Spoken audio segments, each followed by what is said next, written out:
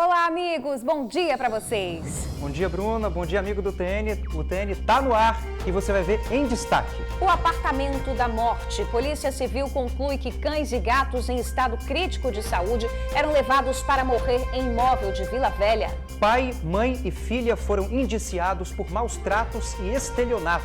Eles usavam dinheiro doado para causa animal com drogas e festas. Assaltou e acabou atropelado pelo namorado da vítima. O ladrão tentou roubar um celular. Ele ainda levou uma surra da população. Comerciante bebe, usa drogas e ameaça jogar o próprio filho de uma laje. A criança tem apenas 1 aninho de idade.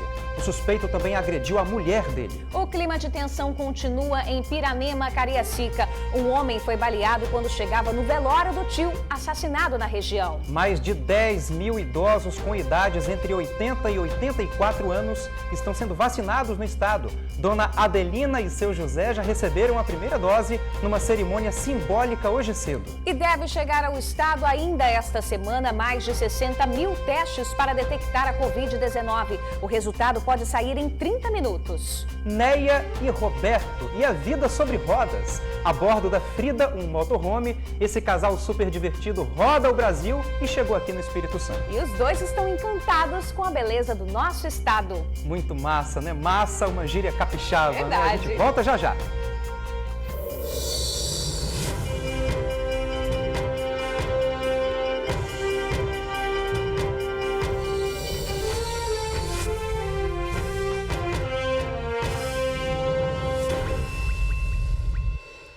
11h44, estamos de volta e a gente vem acompanhando aqui no TN a história dos animais encontrados mortos em um apartamento em Vila Velha.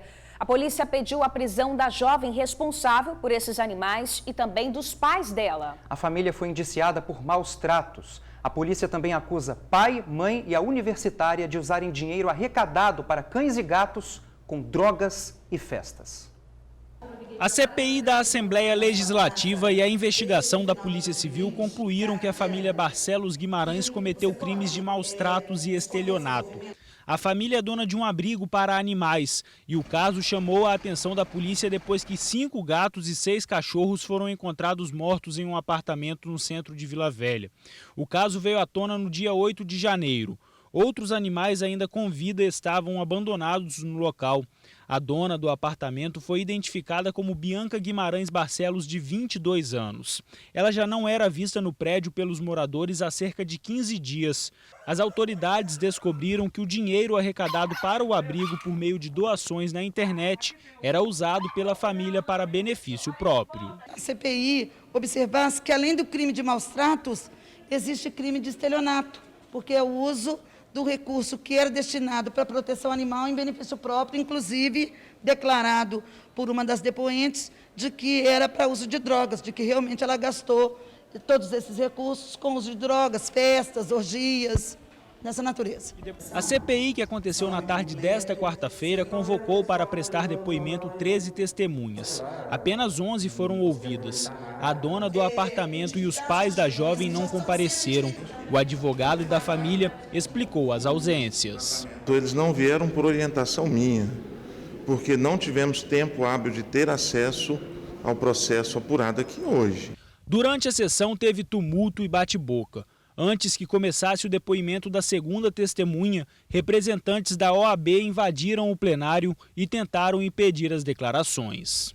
Vocês não vão conseguir obstacular que a gente ouça as testemunhas e não vão dificultar o trabalho da CPI. Os representantes pediam que o advogado da família também pudesse interrogar as testemunhas. O pedido foi negado e a sessão continuou. Ainda durante os depoimentos, o atual síndico do prédio foi chamado para depor. Ele afirma que o problema começou desde que Bianca se mudou para o local em janeiro de 2019. A quantidade de animais que a gente acreditava que tinha ali, eles falavam que tinham apenas dois cachorros lá dentro, nunca apresentaram cartão de vacinação dos animais. Além do atual síndico, o anterior também foi ouvido como morador do prédio. Em sua declaração, afirmou que em novembro do ano passado já tinha notado larvas saindo do apartamento. Em seguida, foi a vez da moradora que chamou a polícia. Ela morava no prédio há apenas 3 meses e se incomodou com o cheiro vindo do apartamento. Outras testemunhas também foram ouvidas. De acordo com a polícia, uma delas foi ameaçada pela família. Várias testemunhas confirmam as ameaças estão nas redes sociais, de que o pai da menina, ele posta foto com arma, ele ameaça elas diretamente. Durante a investigação, a polícia também interditou um abrigo de animais que era mantido pela família no município da Serra. A primeira ação que foi a interdição do abrigo e o recolhimento dos animais. No primeiro momento, a gente agiu visando resguardar a vida dos animais, uma vez que a gente entendeu que, havendo uma possibilidade de link da família com a dona do apartamento, com a menina dona do apartamento, os animais lá poderiam estar sujeitos a alguma situação. Pai, mãe e filha foram indiciados por maus tratos e estelionato. Um dos pedidos de doação da família na internet era para comprar um terreno onde seria construído outro abrigo. Eles chegaram a pedir R$300 mil. Uma parte foi arrecadada, mas a polícia afirma que o dinheiro não foi usado com essa finalidade. Eles fizeram um primeiro pedido de doação. Esse primeiro pedido arrecadou cerca de R$10 mil. Depois eles fizeram um segundo pedido, no valor de mais R$15 mil. E nós ouvimos o proprietário do terreno que disse que nenhum real, nada desses R$25 mil foi repassado para a compra do terreno. O delegado pediu a prisão dos 3 investigados. O inquérito foi encaminhado ao Ministério Público e à Justiça.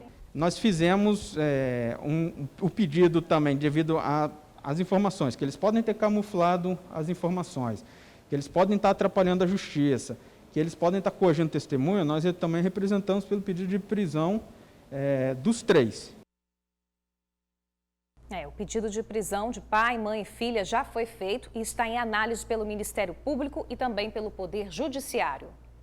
E os casos de polícia continuam, viu? Manuela Machado entra ao vivo agora para falar sobre um assalto em Vila Velha em que o ladrão foi atropelado pelo namorado da vítima. Pois é, que história. E tem também o caso de um homem baleado quando chegava no velório do tio.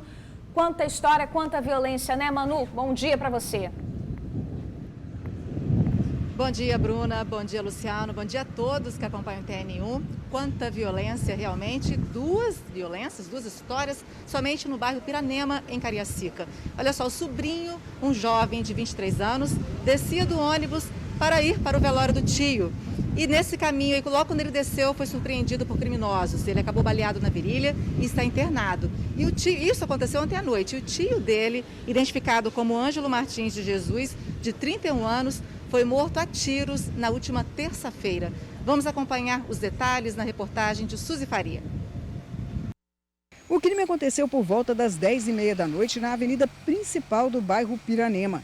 A vítima, de 23 anos de idade, é sobrinho do homem que morreu ontem durante um ataque.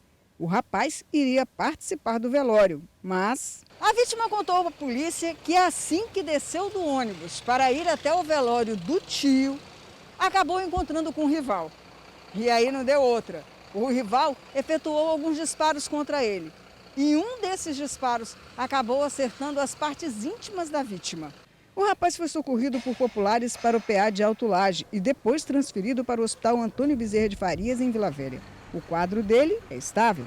O tio do rapaz, Ângelo Martins de Jesus, de 31 anos, foi morto durante um ataque que aconteceu na noite de terça-feira. Cerca de 20 homens invadiram essa área e promoveram um maior tiroteio.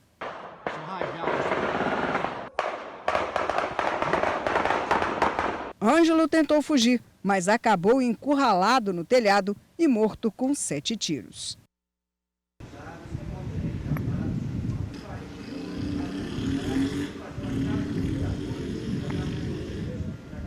Então, nós acompanhamos aí esse caso, né? Então, nós acompanhamos aí a história, né? Esse caso aí, quase que 2 pessoas da mesma família são assassinadas. E continuamos falando sobre matérias policiais, a história de uma jovem que estava com o celular na mão, né? Hoje em dia, praticamente todo mundo tem celular e muita gente usa no meio da rua. E essa cena acaba chamando a atenção de bandidos. Um deles passava de bicicleta e acabou puxando da mão da vítima o celular. Só o que ele não esperava é que o namorado dela estava chegando de carro e acabou atropelando o suspeito. Mesmo assim, o suspeito conseguiu correr, mas populares seguraram ele até a chegada da polícia. Vamos ver na reportagem.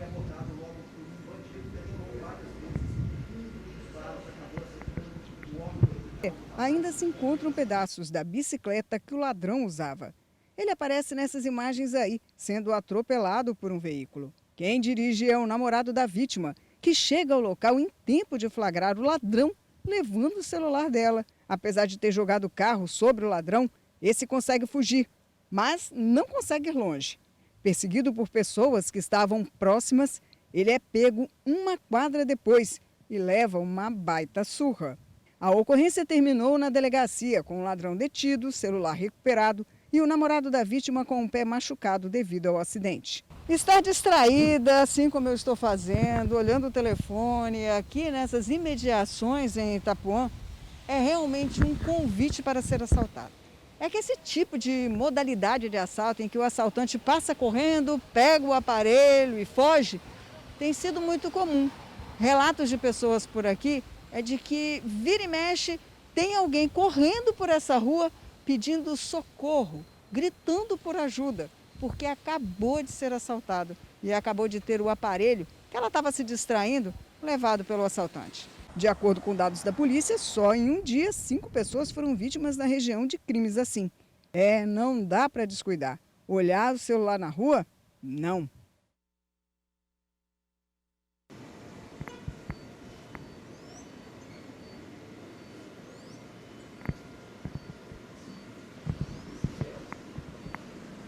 Como disse a Suzy aí, realmente não dá para descuidar, né? Tem que ficar atento quando estiver com o celular, principalmente na rua, dentro dos veículos. Em relação a essa história, o suspeito, que tem 23 anos, foi autuado em flagrante por roubo qualificado, encaminhado ao centro de triagem de Viana. Eu volto com vocês aí no estúdio.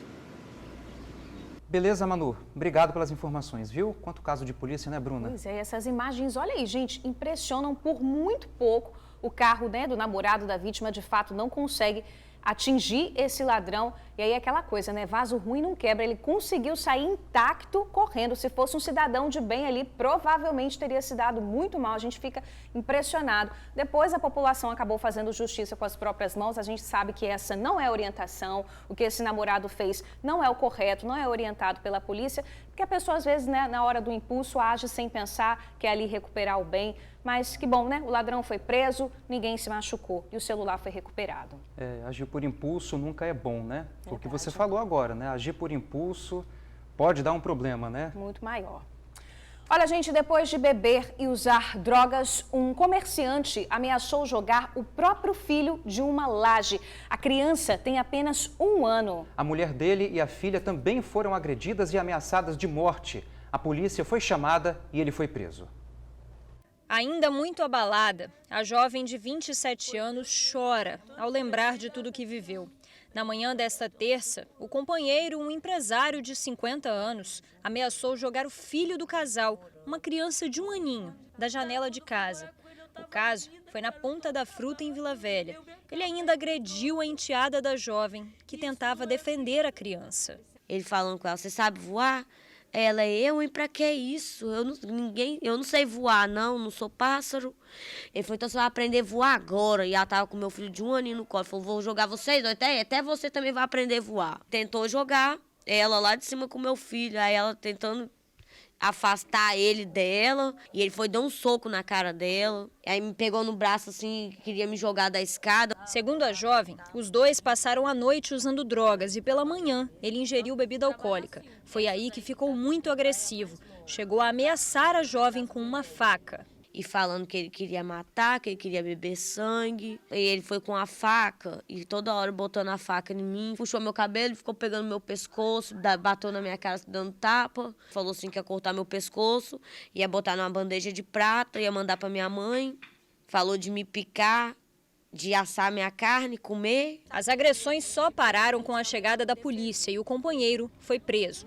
O empresário já deu entrevista para o TN. Jefferson Henrique Gersey perdeu um dos filhos do primeiro casamento em um assalto que o jovem sofreu dentro de um coletivo em Vila Velha.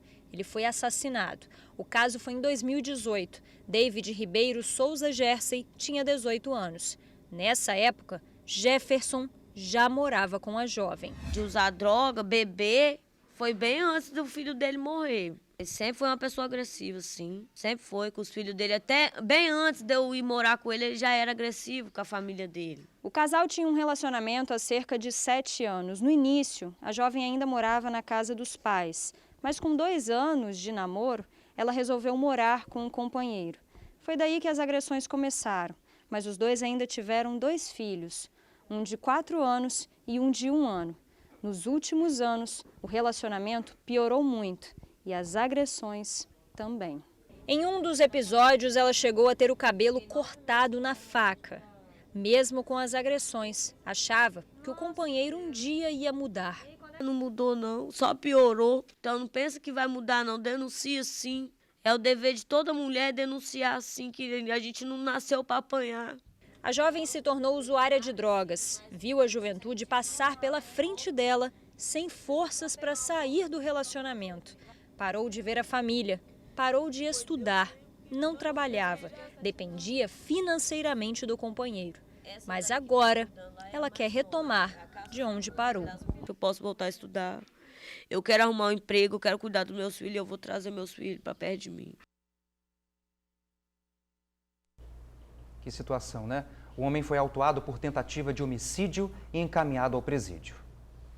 Hoje teve operação de combate ao furto de fios de cabos elétricos em Vila Velha. O alvo foram os ferros velhos. A prefeitura intensificou as fiscalizações com foco em quem compra mercadoria irregular.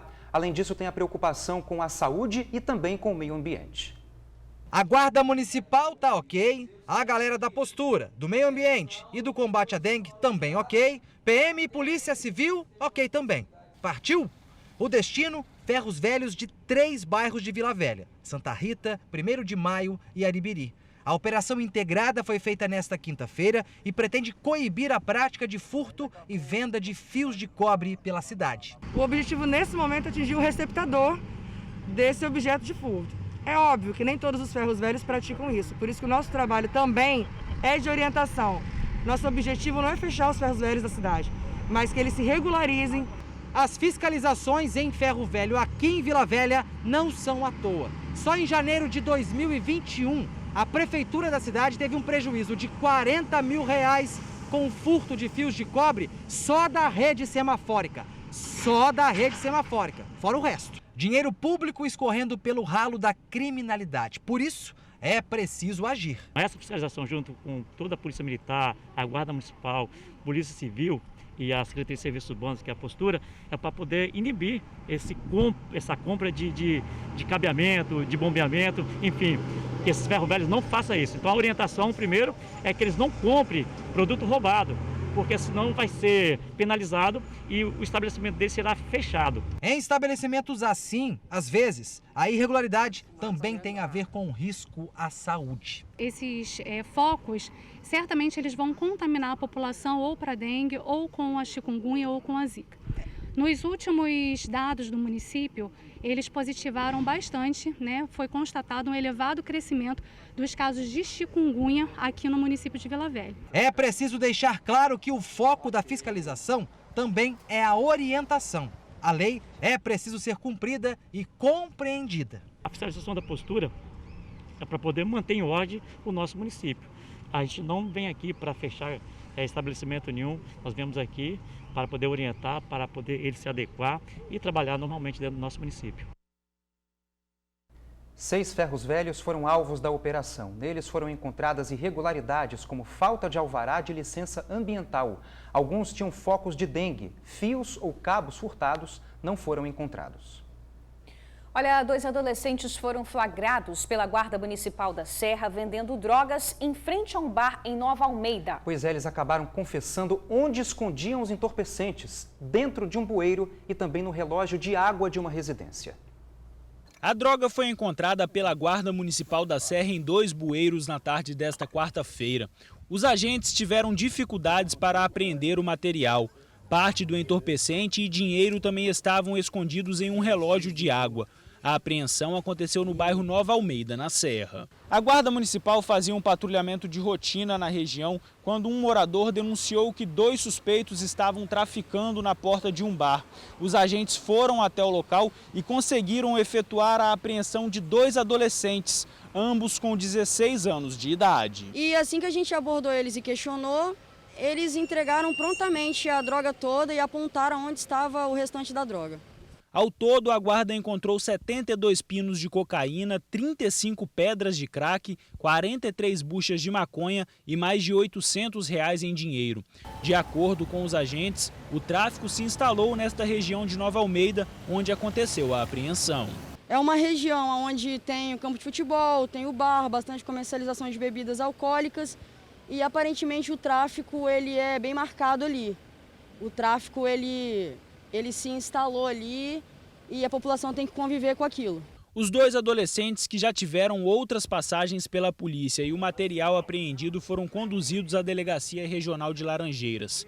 A Guarda da Serra destaca a importância da participação da população para combater o tráfico de drogas. É uma porcentagem grande das denúncias que chegam até nós, porque o cidadão de bem ele não quer o tráfico na porta dele. O cidadão de bem, ele quer paz, né? Ele quer segurança. Então, o tráfico na porta deles traz a violência para perto deles, né? A comercialização de drogas ou até mesmo o uso de entorpecentes traz ali a violência para próximo deles. Olha só, os adolescentes de 16 anos assinaram um boletim de ocorrência circunstanciado por ato infracional análogo ao crime de tráfico de drogas e foram reintegrados às famílias. Hora de atualizar os números de casos do coronavírus aqui no Espírito Santo. Em 24 horas, 17 pessoas perderam a vida. Mais de 1.400 novos casos foram registrados de ontem para hoje. Vamos acompanhar aí na tela. No total, já são 321.630 casos da doença até o momento. 303.656 pacientes conseguiram se recuperar da doença. O Espírito Santo, infelizmente, contabiliza 6.340 óbitos. Vamos ver agora a quantidade de pessoas que já foram vacinadas aqui no estado? Dá uma olhadinha aí no painel. O vacinômetro aponta que 113.742 pessoas já tomaram a primeira dose. Quase 16 mil tiveram a segunda dose aplicada também. As doses que chegaram ao estado são contabilizadas no painel vacina. Já são 268.420. 203.416 foram distribuídas aos municípios. E tem mais gente ficando imunizada contra a Covid-19, viu? Vila Velha começou hoje a vacinar idosos entre 80 e 84 anos. É verdade, né? A vacinação simbólica aconteceu pela manhã na unidade de saúde do bairro Vale Encantado. 5 idosos entre 80 e 84 anos receberam a primeira dose da vacina contra a Covid-19 no estado. Além da idade, um sentimento em comum. É muito bom, né, saber que a gente já está imunizada, não está completamente imunizada, mas já começamos a ficar, né? E espero que está mais seguro ainda, né? Então espero em Deus que por essa doença a gente não vai morrer, né? A vacinação simbólica aconteceu hoje pela manhã na Unidade Básica de Saúde de Vale Encantado, em Vila Velha. As doses serão aplicadas na próxima semana, após o agendamento online dos idosos. A gente começa a agendar através do aplicativo Agendamento Online na segunda-feira, para na terça-feira a gente já começar a imunizar esse público novo, que é o público de 80 a 85. O Espírito Santo tem quase 45 mil idosos entre 80 e 84 anos de idade. E de acordo com o governo, deste número, 24% receberá a vacina contra a Covid-19. Aproximadamente 10 mil pessoas. Mas a expectativa é que em março novas doses cheguem e todos os idosos sejam imunizados. O governador Renato Casagrande participou da vacinação simbólica e disse que em março novas doses devem chegar ao Espírito Santo. Em março a gente conseguir avançar um pouco mais. A nossa expectativa é essa. O Ministério da Saúde publicou um cronograma e a gente espera que esse cronograma seja cumprido, porque sendo cumprido a gente vai ter um pouco mais de vacina a partir do mês de março. E durante a aplicação das primeiras doses para os idosos com 80 anos ou mais, teve uma pequena aglomeração na tenda, montada do lado de fora da unidade de saúde. Nós estamos numa unidade de saúde, que é uma unidade de saúde que ela tem uma capacidade instalada um pouco mais justa, né? E nós estamos apostando neste município de Vila Velha nos postos volantes. O que vocês viram ali naquele momento foi um posto volante do lado de fora da unidade de saúde. Gente, ontem o Espírito Santo recebeu mais de 60 mil doses das vacinas AstraZeneca e Coronavac. Além deste novo grupo prioritário que a gente acabou de mostrar aí na reportagem anterior, os imunizantes também serão usados na segunda dose dos idosos de 85 a 90 anos, além de trabalhadores da saúde. E em Vila Velha, esse trabalho já começou. É para lá que a gente vai bater um papo ao vivo com meu amigo Felipe Chicarino. Conte-nos tudo, não nos esconda nada, meu amigo. Boa tarde. Jamais, Luciano, jamais esconderei. Boa tarde, Bruninha, boa tarde, Lu, boa tarde a todos que nos acompanham pelo TN1. Muito obrigado pela audiência de vocês. Já tô aqui no Tartarugão. Você conhece bem, né, Luciano? Você é aqui de Vila Velha. A gente tá aqui no ginásio do Tartarugão desde sábado passado. Tá rolando aqui drive-thru. Mas não é para comprar lanche não, viu, gente? É para vacinação contra a Covid-19 para idosos de 85 anos ou mais e também para profissionais da área da saúde. Secretária Kátia está por aqui. Secretária, muito obrigado por nos atender a gente. Eu quero começar perguntando para a senhora o seguinte: a movimentação aqui está pequena porque está na hora do almoço, vovô e vovó estão dormindo em casa, rangando, mas às 3 da tarde volta a funcionar de novo, né? Boa tarde. Boa tarde a todos que nos assistem nesse momento. Nós optamos por essa modalidade de drive-thru aqui no Tartarugão, para dar conforto à população, principalmente a esse público que tem mais dificuldade, de se locomover, de se deslocar. Então, nós instituímos esse espaço com esta modalidade que contempla não só os idosos, mas também o público-alvo desse momento, que é trabalhadores da saúde. E tem que deixar muito claro, Bruninha, Luciano, pessoal de casa, vou aparecer aqui, porque é o seguinte: a vacinação está acontecendo, mas ela é agendada. O que é isso? Você, filho, você, neto, precisa fazer o agendamento do vovô e da vovó, porque senão não tem como vacinar, né, secretária? Sim. É preciso fazer o agendamento. Sem agendamento não rola. Ah, vai colar. Não cola, né, secretária? Cola, não cola, né? Então, o agendamento foi uma forma de organizar essa pessoa, esse público que chega, nos serviços de saúde e aqui no Tartarugão, com dia e horário garantido, sem precisar enfrentar fila, sem precisar esperar. Então, esse foi a intenção, de nós instituirmos o agendamento online para a nossa população Canela Verde.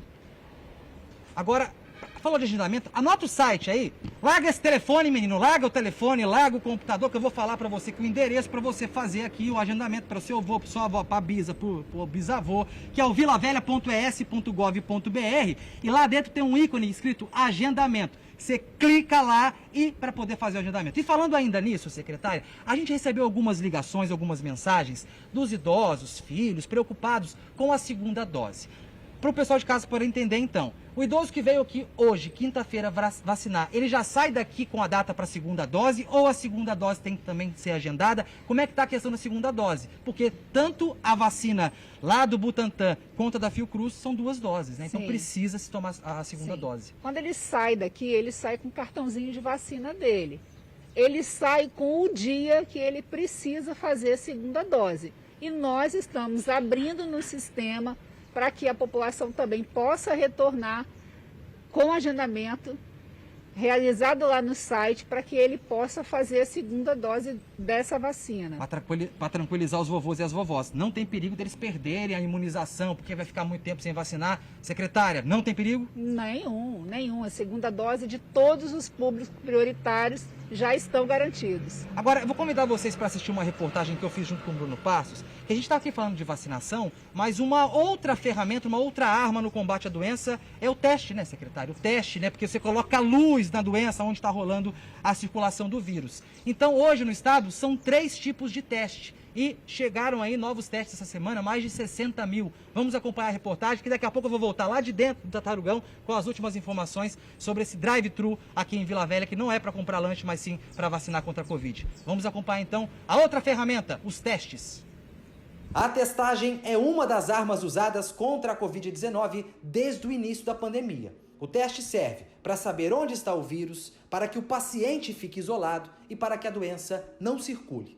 Desde o início, foram mais de 95 mil testes realizados. Atualmente, existem 3 opções de testes que são usados para o diagnóstico da Covid-19, como explica o imunologista e professor da Universidade Federal do Espírito Santo, Daniel Gomes. É o teste molecular, que é aquele famoso PCR que a gente tanto ver, né, que usa aquele swab e faz aquela coleta nasal. Nós temos também os testes sorológicos, que é aquele que a gente faz geralmente num laboratório, em que dosa os níveis de anticorpos. E agora, mais recentemente, um terceiro teste, que é o teste de captura de antígeno. O estado vai receber ainda esta semana cerca de 61 mil testes rápidos de captura de antígeno. Testes que vão colocar luz sobre o problema. Mas qual a diferença destes novos testes para os que já eram realizados por aqui? E aí, doutor, explica aí. Ele é um teste que visa também detectar os fragmentos virais, detectar a presença do vírus. Ele é coletado também com swab por via nasal. Mas diferente do PCR, o que é verificado ali não é o material genético e sim outros componentes do vírus. Então a gente tem proteínas virais, a gente tem os lipídios do vírus que estão presentes na nossa mucosa nasal e que são então detectados pelo teste. Lembra que eu disse lá no começo da reportagem que o teste é uma das ferramentas? Pois é, as outras precisam continuar. Todos os testes são extremamente importantes, mas ainda assim é muito importante que todos tenham em mente a manutenção das medidas individuais de proteção. Então, o uso de máscara, a sanitização da mão, né, através da lavagem, através do uso do álcool em gel. E, além disso, obviamente, as medidas de distanciamento social.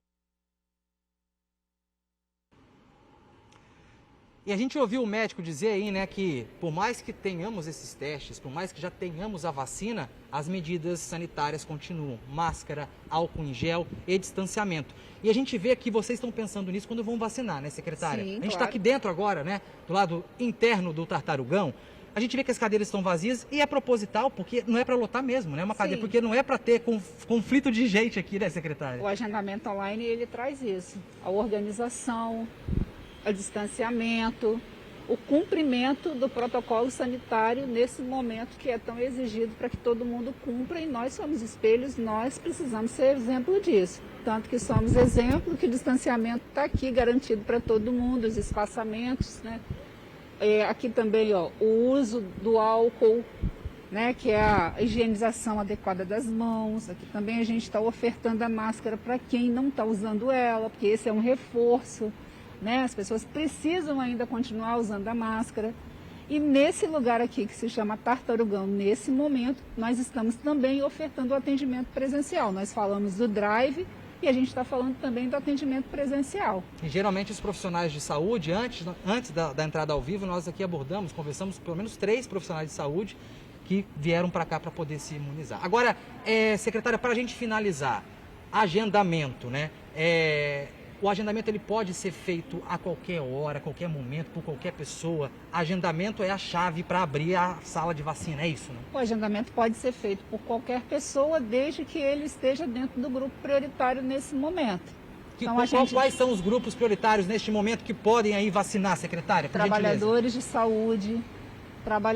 saúde acima de 60 anos, trabalhadores da saúde, idoso acima de 89 anos, acima de 90, 85 a 89, e agora entra um novo público, que é o público acima de 80 anos. Secretária, muito obrigado pelas informações de momento e um bom trabalho para vocês aí, que ainda tem muito trabalho pela frente, né? Porque a pandemia não acabou, por mais que pessoas acreditem, ainda não acabou. Ainda não acabou. Eu que agradeço, né? Sempre a oportunidade da gente estar aqui falando do nosso trabalho, orientando a população, porque esse é o nosso papel nesse momento. Muito obrigado, secretária. É isso aí então para o pessoal de Vila Velha que sempre está acompanhando nós aqui no TN1. Então, qual é o site para você fazer o agendamento da vacinação do seu pai, da sua mãe, do seu avô, da sua avó? vilavelha.es.gov.br, repetindo, vilavelha.es.gov.br. Aí lá no site tem um íconezinho escrito agendamento. Você clica ali e marca. É isso, Bruna, Luciana, eu volto com vocês. Uma boa tarde a todos e vamos nos cuidar porque a pandemia não acabou. Valeu, meu amigo. Obrigado. Agradeço também a secretária Kátia Lisboa, secretária municipal de saúde. Obrigado pelas informações, viu? Obrigada, Felipe. Bom trabalho.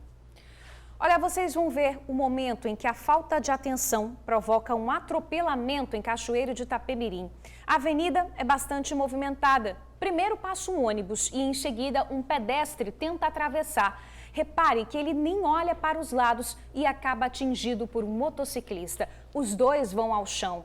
Quem presenciou a cena se desespera e corre para socorrer as vítimas. Apesar do impacto, os dois não tiveram ferimentos graves. Mesmo assim, procuraram a unidade de saúde da região para fazer exames. A seguir, funcionários de ONG que agrediram paciente com necessidades especiais foram demitidos. Supermercado interditado em Cariacica. Fiscais encontraram irregularidades que geravam riscos à saúde dos clientes. Covid, uma doença que ninguém sabe como é que vai se manifestar. Um campeão de vôlei teve 100% dos pulmões comprometidos, de um dos pulmões comprometidos. O TN1 volta já já. Estamos de volta. Os funcionários de uma ONG que trata pacientes com necessidades especiais foram demitidos após agressão a paciente. Eles foram indiciados por maus tratos. Câmeras flagraram o momento em que a vítima é empurrada e tem o pescoço apertado. As imagens foram gravadas no dia 29 de janeiro. São quase 6 horas da manhã. A vítima estava sentada, levanta e vai para a área externa da residência.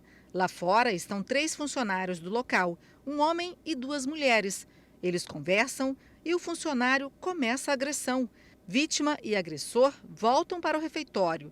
O funcionário coloca o rapaz no colchão, joga um lençol e fala algo apontando o dedo. Sai rapidamente e, quando volta, agride a vítima pelo pescoço e a obriga a ficar deitada no colchão. Sai e, pela janela, volta a ameaçar. Essa casa fica no bairro Jardim Camburi, em Vitória, e abriga 8 pessoas com alguma deficiência que perderam um vínculo familiar. A residência é administrada pelo Instituto de Gestão Social do Terceiro Setor, que tem parceria com outras ONGs e contrato com o governo do estado. O diretor da instituição preferiu não gravar entrevista, mas ele disse que assim que viu a agressão, denunciou o caso e o funcionário que trabalhava há 3 anos no local foi demitido imediatamente. Ele ainda esclareceu que a instituição funciona desde 2002, são 7 residências, 4 aqui em Vitória e 3 no município da Serra.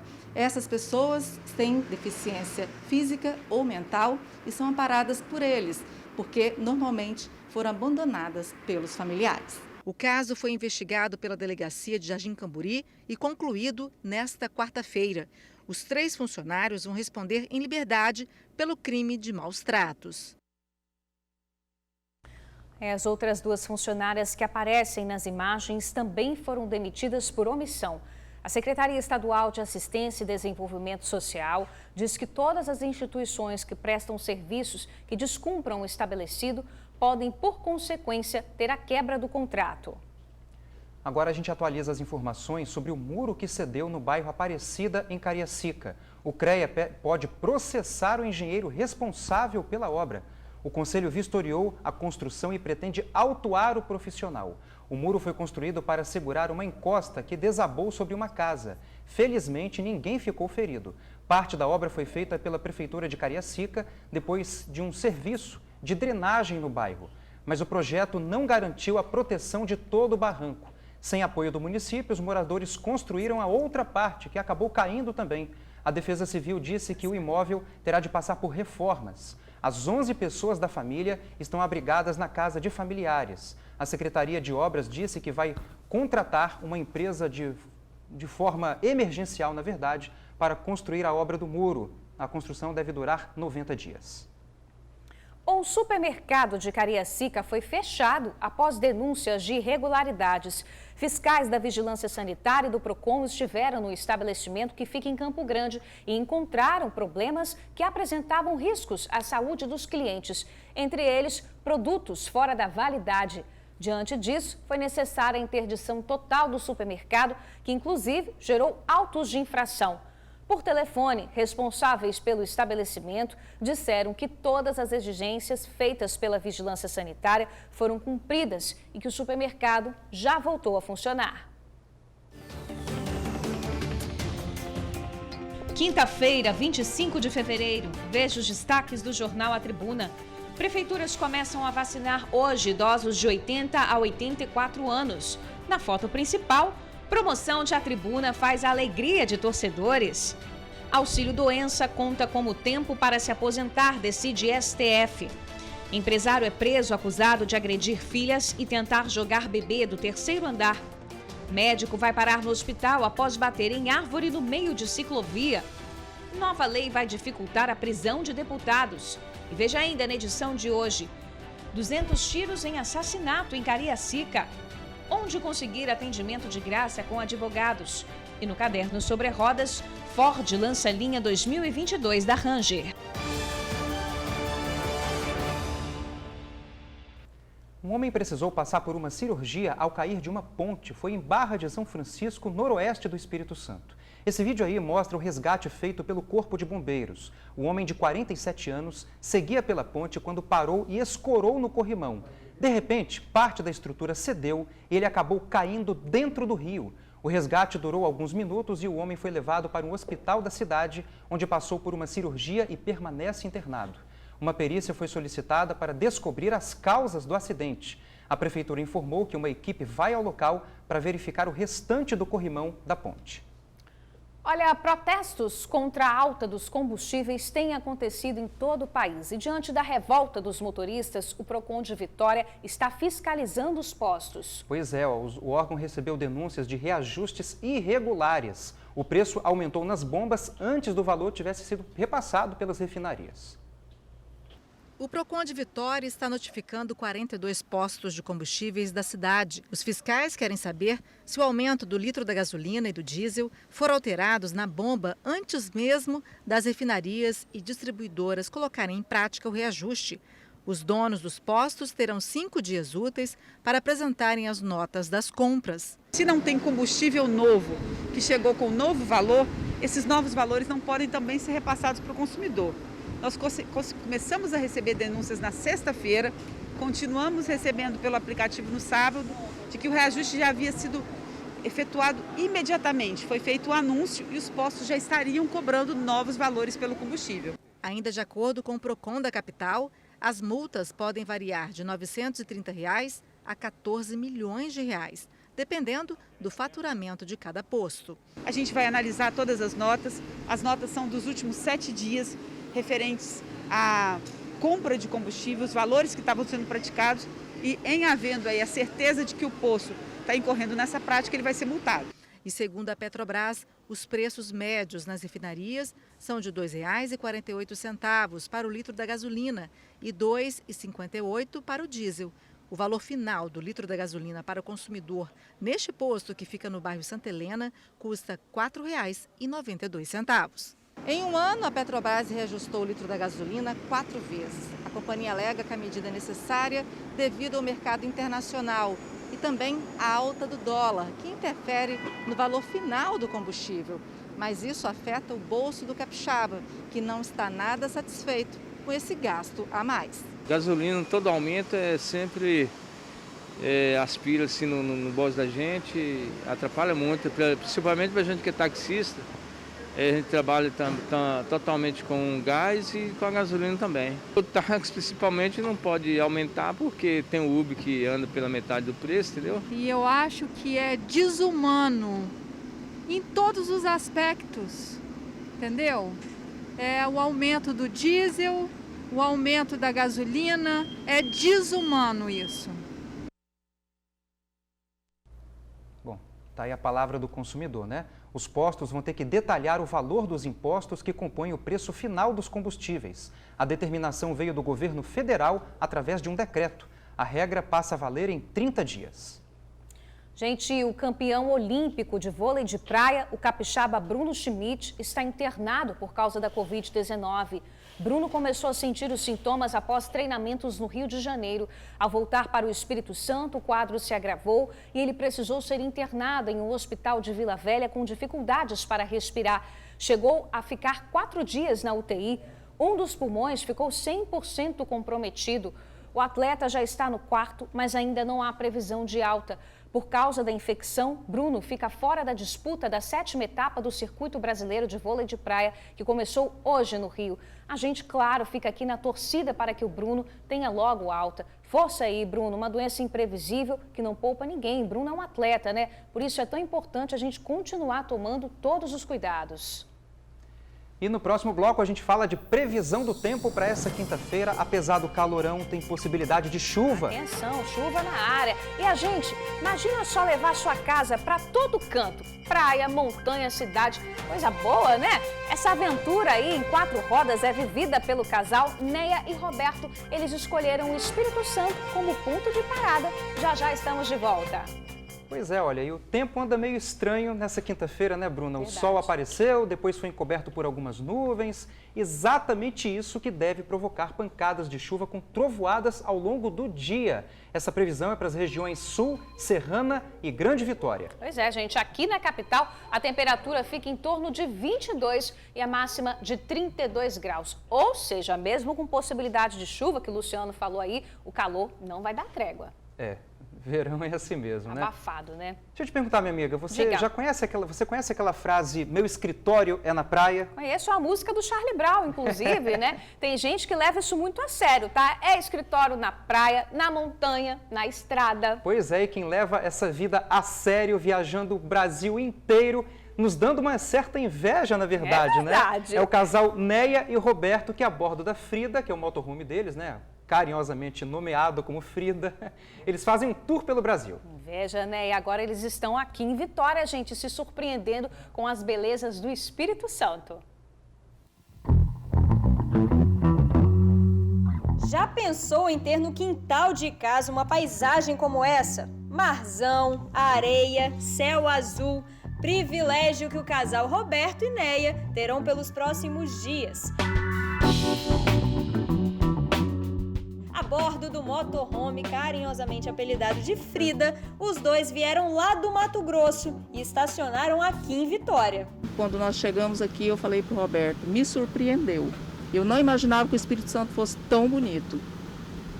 Ontem, na hora que nós entramos aqui em Vitória, falei, nossa, que cidade linda, né? Tudo muito bonito. Com muito carinho, Neia e Roberto nos receberam na casa deles. Estacionaram na orla de Camburi, em Vitória. A van foi totalmente adaptada para que o casal pudesse de fato morar na estrada. Tem quarto, banheiro, cozinha e sala.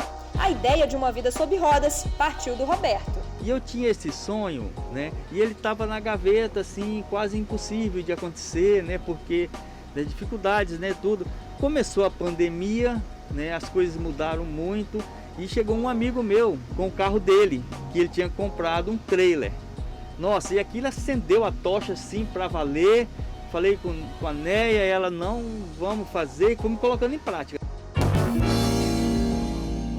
Decisão tomada, foi a hora de falar com a família. A família teve dificuldades, né? Principalmente as minhas irmãs. Minhas irmãs tiveram mais dificuldade do que as minhas filhas. Ao contrário, minhas filhas, mãe, vai mesmo, você nasceu para isso, você nunca gostou de casa fixa. Mas as minhas irmãs tiveram um pouquinho de dificuldade. O casal, que tem um relacionamento há 10 anos, mora na estrada há cerca de 3 meses. Uma rotina que leva um certo tempo de adaptação, mas que agora não pensam em viver de outro jeito. É uma rotina diferente, né? É uma adaptação com espaço, mas é super tranquilo.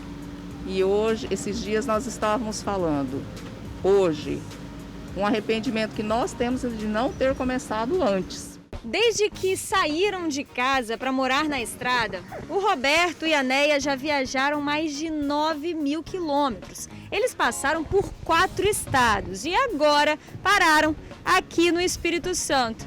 O próximo destino é a Bahia.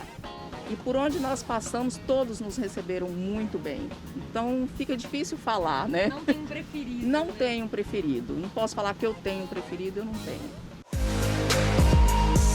O casal tem registrado os lugares por onde passam em um canal no YouTube. Em cada local, observam a cultura, os costumes, a culinária. Aliás, perguntei a Neia se eles já experimentaram a nossa muqueca capixaba. Amanhã. Amanhã. Amanhã o quê? Então fala pra gente.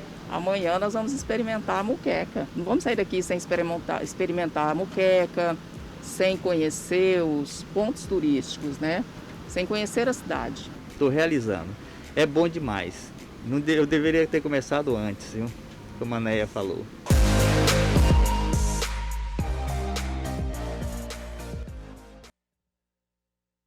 Que bacana, né?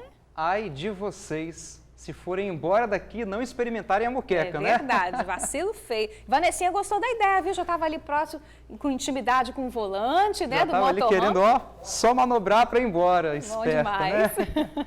Para você conhecer melhor a vida do casal, acessa o YouTube deles. O canal é Vivendo na Estrada, Roberto e Neia. Olha, gente, 12h35, hora de encerrar o TN1 de hoje. Beijo enorme, amanhã a gente está te esperando, né, Lu? Sim, senhora, estamos com fome, vamos almoçar, né? Bora almoçar, né? Vamos lá, vamos nessa. Minha amiga Bruna, até amanhã. Amigo do TN, até amanhã, 11h40. Você não me faz o favor de perder o horário, né? A gente vai estar aqui esperando você, tá bom? Um abraço. Tchau, tchau. Beijo, tchau, tchau.